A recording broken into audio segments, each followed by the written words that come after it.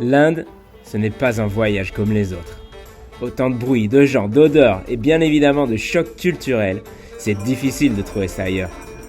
Derrière cette façade se cache un système de caste complexe et une dévotion profonde qui permet de trouver la tranquillité dans son fort intérieur. Delhi et l'Uttar Pradesh, c'est une région où la spiritualité millénaire du Gange et les mausolées de marbre blanc côtoient des villes parmi les plus denses et vibrantes du pays. Pendant plusieurs jours, on est allé au contact de la population pour mieux les comprendre. Enfin, c'est plutôt eux qui viennent à nous, tout en visitant des sites classés parmi les plus emblématiques au monde. Après 8 heures de vol vers Delhi, la capitale, 30 minutes de métro, quelques essais d'arnaque et 20 minutes de rickshaw, on arrive enfin à Qutub Minar. Ce minaret s'élève vers le ciel, orné de calligraphie et de sculptures délicates. Construit au XIIe siècle pour célébrer une victoire, cet ensemble est le plus ancien chef-d'œuvre de l'architecture indo-islamique de la ville. Des perruches vertes nous espionnent depuis leurs balcons privilégiés.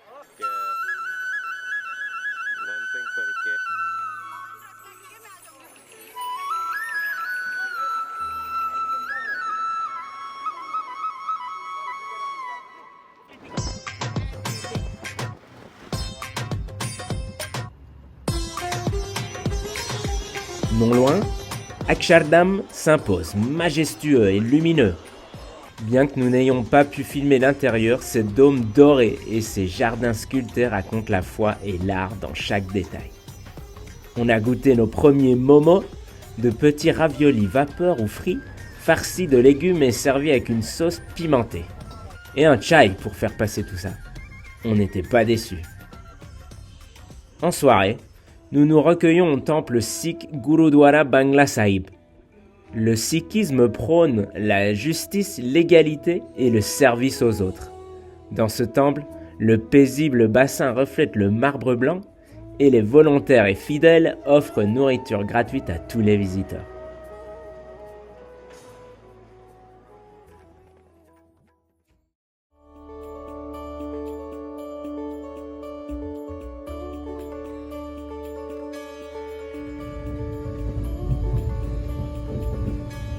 Le deuxième jour nous mène en train à Agra, ville où le passé impérial se lit dans chaque pierre. Le fort d'Agra, massif et paisible, s'élève le long du fleuve Yamuna, mélange de grès rouge et de marbre blanc, forteresse et palais à la fois. Ses cours, bastions et portes monumentales témoignent du pouvoir des empereurs moghols.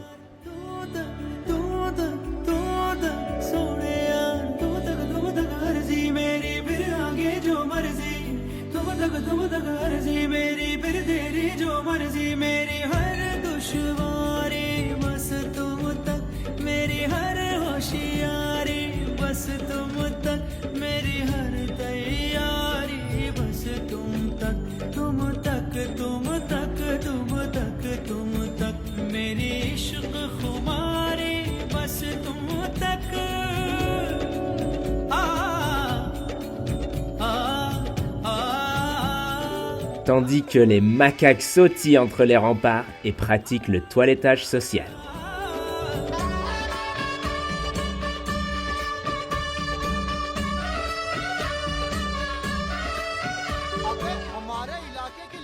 Nous nous perdons ensuite dans le Kinari Bazar, un labyrinthe de ruelles et d'échoppes où tissus, broderies et bijoux s'étalent dans un kaléidoscope de couleurs.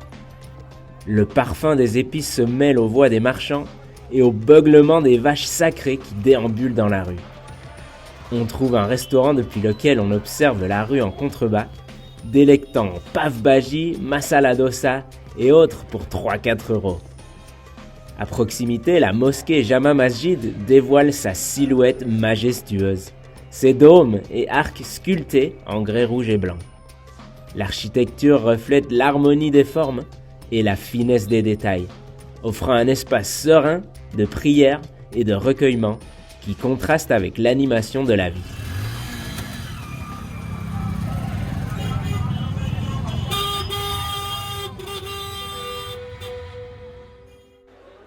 L'après-midi, le Taj Mahal se révèle enfin merveille de marbre blanc translucide incrusté de pierres semi-précieuses qui captent la lumière. Construit par l'empereur moghol Shah Jahan en mémoire de Mumtaz Mahal, d'où vient le nom, qui était la préférée de ses nombreuses femmes. Souvent considérée comme la plus belle tombe au monde, elle symbolise un amour immortel. Chaque dôme, chaque galerie et chaque reflet dans les bassins alentours racontent la patience, le génie et l'élégance de l'architecture moghole.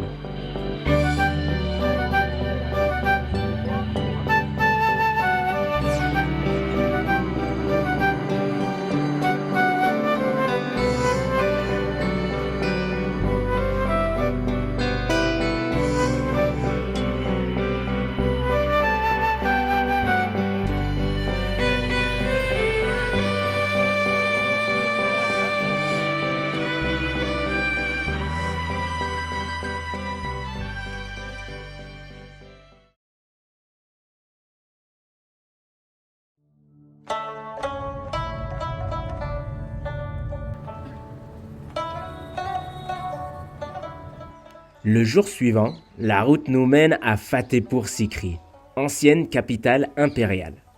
Dans un brouillard matinal, les palais se déploient en un ensemble harmonieux de cours, pavillons et galeries, tous sculptés dans le grès rouge. Les façades sont couvertes de gravures fines et géométriques, mêlant influences hindoues, persanes et islamiques. Reflet de la vision de l'empereur Akbar qui rêvait d'un empire fondé sur la tolérance et l'unité. Chaque espace semble conçu pour la circulation de la lumière, de l'air et du pouvoir. En périphérie, ce minaret a été érigé à la mémoire de l'éléphant favori de l'empereur. Juste à côté, on aperçoit l'imposant Jama Masjid, nom signifiant la mosquée du vendredi, jour clé pour la prière des fidèles musulmans. Sa vaste cour, ses arcades monumentales et ses portes sculptées marquent l'entrée d'un espace sacré où un temple en marbre blanc se distingue, contrastant avec le grès rouge. C'est un lieu de recueillement et de pèlerinage encore vivant aujourd'hui. À Fatehpur Sikri, le temps semble s'être arrêté. Abandonnée après quelques années seulement, la cité conserve intacte la grandeur d'un rêve impérial.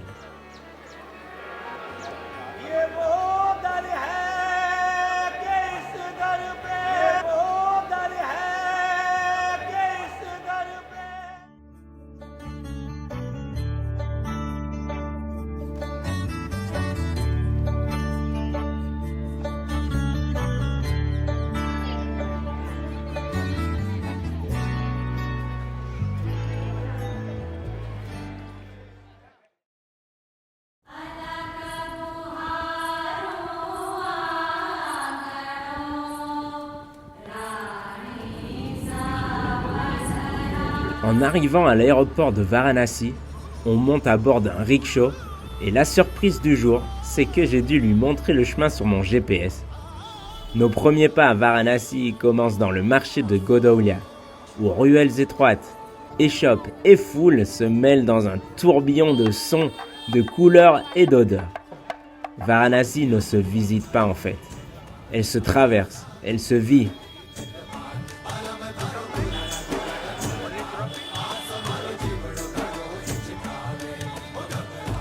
On arrive près des eaux sacrées du Gange. À bord d'une barque au prix bien négocié, nous glissons lentement le long du fleuve sacré, tandis que les locaux vivent leur vie. Sur les ghats, ces escaliers de pierre descendant vers le fleuve, les fidèles se baignent, prient, lavent le linge. On découvre les différents ghats qui accueillent les rituels religieux, ablutions et cérémonies funéraires.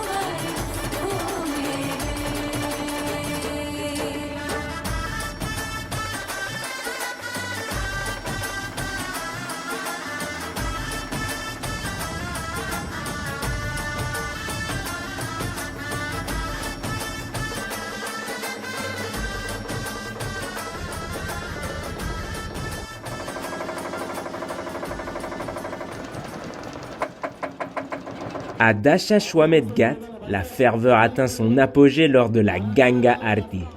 Ce soir-là, une foule immense se pressait sur les ghats et les bateaux, témoignant de l'importance de ce moment sacré. C'est un rituel de gratitude et de purification dédié au fleuve sacré.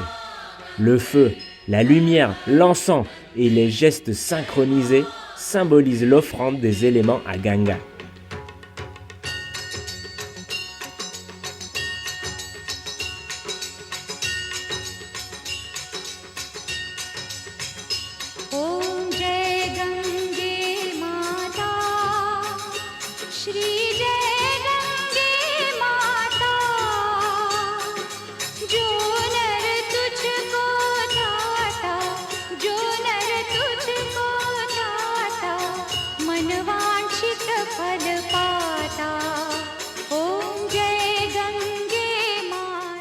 On y croise aussi des sadhus, ces hindous presque nus, le corps recouvert de cendres blanches, qui ont renoncé au monde matériel en guise de dévotion. Les fidèles déposent des offrandes, gestes répétés depuis des siècles dans une continuité presque immuable.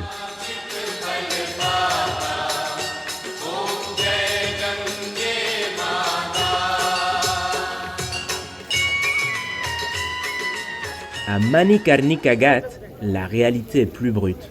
Principal lieu de crémation de Varanasi, le feu y brûle sans interruption.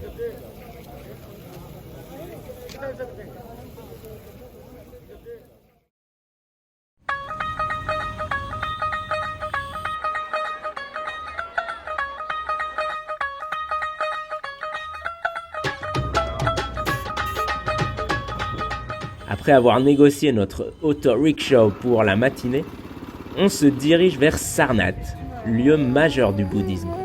C'est ici que le Bouddha aurait prononcé son premier enseignement après l'illumination. Au temple bouddhiste, les fidèles tournent ces petits moulins à prière en cuivre pour faire circuler les mantras inscrits à l'intérieur, croyant que chaque rotation répand les bénédictions et le mérite spirituel dans l'univers. Et ils allument des bougies qui symbolisent la lumière de la sagesse dissipant l'ignorance.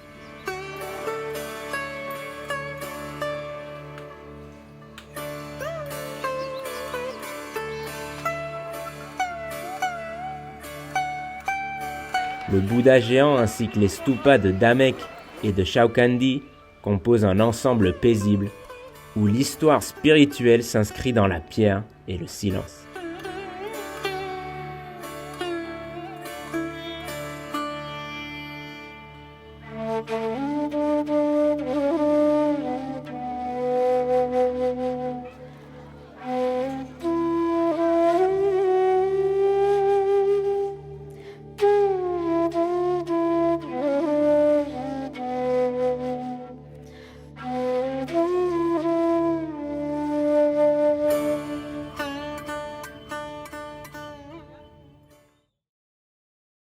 De retour en ville après 1h30 de rickshaw pour faire 9 km, on tente le Blue Lassi, un petit établissement réputé par le Lonely Planet comme servant le meilleur lassi d'Inde, où ce yaourt battu traditionnel est préparé avec soin. Si t'aimes le sucre, c'est parfait. Ça, c'est un malayo, un dessert hivernal à base de lait légèrement fouetté et parfumé à la cardamome et au safran.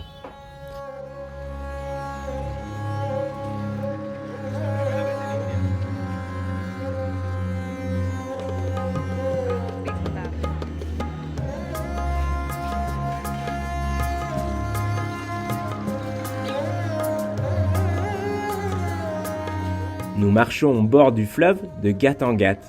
On décide de s'asseoir sur les marches de Harishchandra Ghat, second site de crémation de la ville, pour comprendre les rituels funéraires. Ici, la mort n'est pas cachée.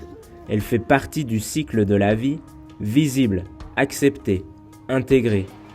Le corps est embaumé, trempé dans le Gange pour le purifier, puis posé sur le bûcher par les Dom, une caste inférieure, pour s'y consumer pendant environ 3 heures.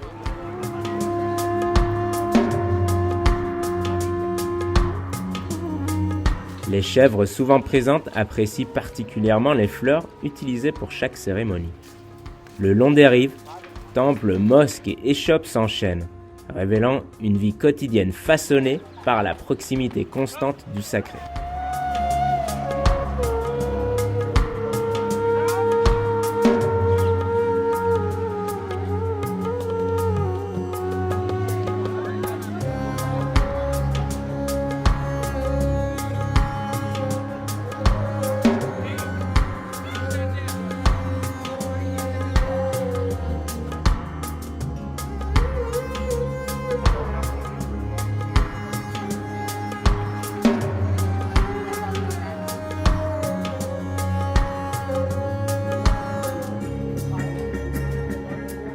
Après 2 semaines de chai et curry, un petit chocolat chaud ne fait pas de mal.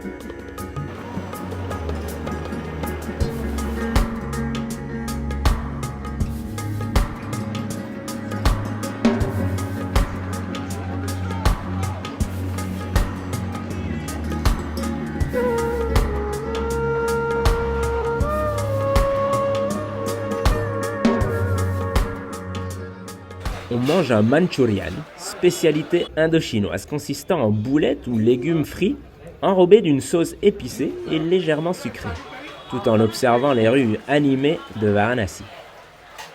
La journée s'achève à Asighat, où une nouvelle Ganga Arti illumine le crépuscule, plus intime, plus douce, mais tout aussi habitée. Les prêtres hindous, alignés face au fleuve, exécutent des gestes précis et chorégraphiés. Lampes enflammées et chants sacrés rythmant la cérémonie. À Varanasi, le temps ne suit pas une ligne droite comme chez nous. Il tourne, se répète, se dissout dans le fleuve. Entre prière, feu et silence, la ville confronte le voyageur à l'essentiel. La vie, la mort et tout ce qui les relie.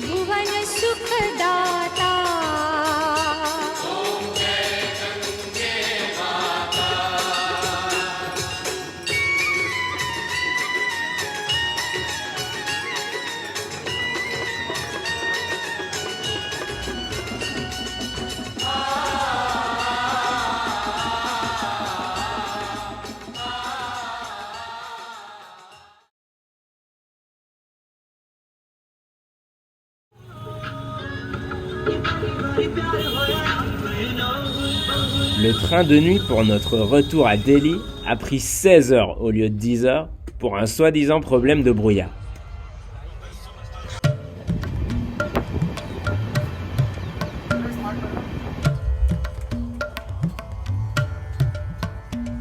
Fatigué, on se plonge dans le labyrinthe du vieux Delhi où le passé et le présent s'entrelacent à chaque ruelle. Le fort rouge, symbole de pouvoir et de gloire impériale, est malheureusement fermé, mais donne lieu à des danses folkloriques.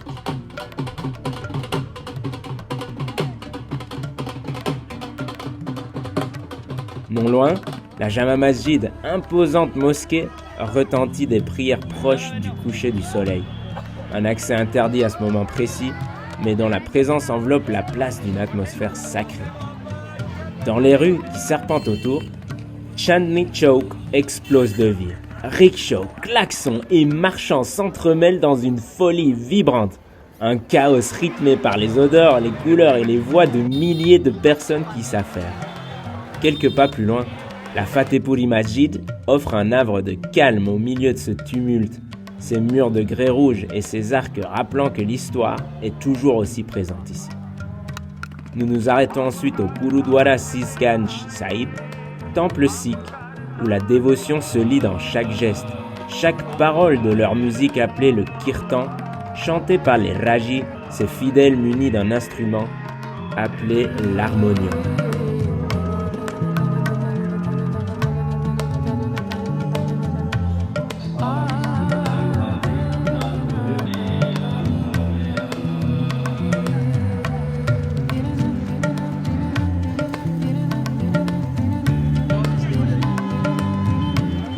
Enfin, la journée se conclut par un repas simple mais mémorable chez Karim's.